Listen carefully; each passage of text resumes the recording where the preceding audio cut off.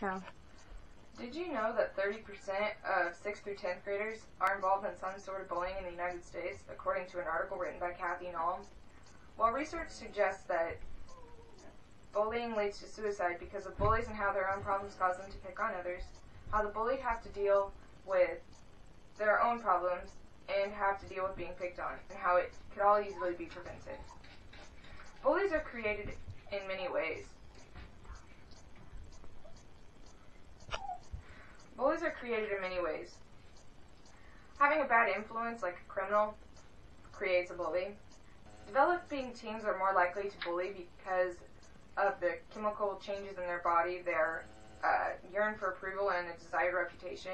And did you know some people bully because it's said to be hardwired into their brain, according to Dennis Lines? An abusive environment at home also creates a bully, and that bully gets low self-image. Having aggressive adult models and poor parental discipline when settling sibling feuds doesn't help much either. Bullies usually tend to pick on people who are weaker or vulnerable because they are easy targets. And the victims have to deal with being picked on all the time, along with all their own problems like school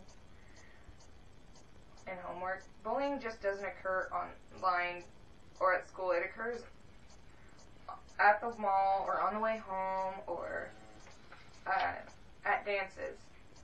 There are four main types of bullying: teasing, exclusion, harassment, and physical. Teasing is most dangerous because it's mostly name-calling and it's all verbal. Exclusion is where the bully makes the victim feel left out by making a group completely ignore them. Physical is what you see on the news where a kid gets beat up.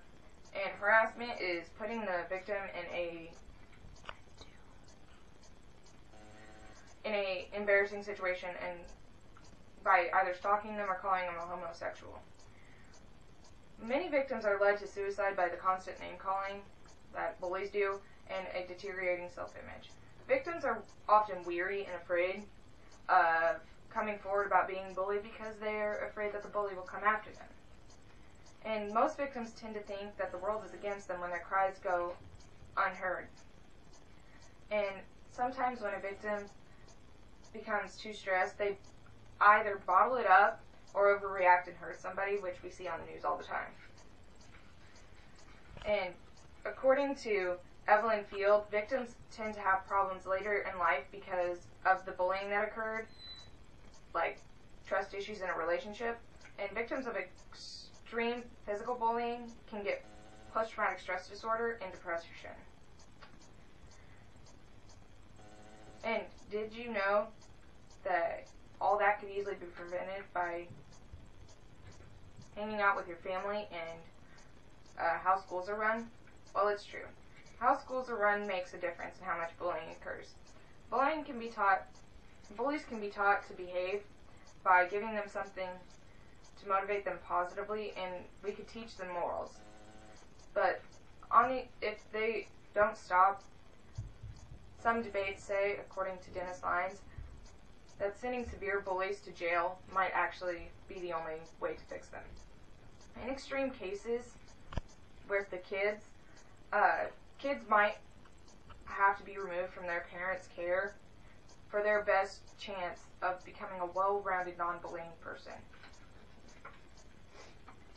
And communicating as a family and doing activities like dishes, laundry, any chores, talking at the dinner table, asking how their day was at school, teaches a kid empathy and how to deal with conflict. And there's a 12-step process that schools can show that is in this visual aid it reduces bullying in school. They are developing a policy, forming a task force, investigating, creating publicity, improving educational focus,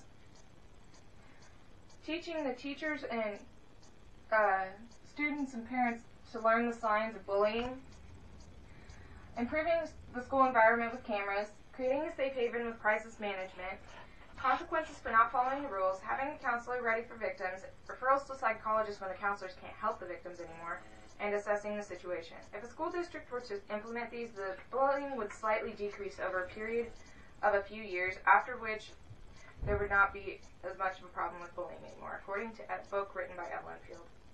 In conclusion, bullying is a part of life, and there is no way to avoid the inevitable. Some way we have all been the bully or were bullied. We might not have noticed or done it on purpose, but we have gotten our feelings hurt. But we survived and encountered bullies and victims every day. Bullying will always be problematic, but there's ways to prevent it by doing something as easy as talking at the dinner table with your family, or on the extreme end, sending a bully to jail. Hopefully one day bullying won't be problematic anymore, but for now we have to deal with it. Any questions? Yes. You said during your speech that bullying could be prevented.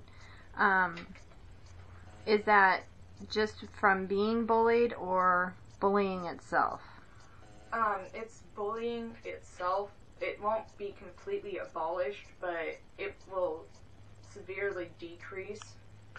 Like, you'll notice it after a few years period that it severely has decreased. Okay. And you said that, or would you be able to take your child in to talk to a school counselor or a psychiatrist if your child A had been bullied or was the bully? Yeah, that's actually part of the counselor's job and the psychologist's job. But counselors only have a certain period of time before they can't do anymore.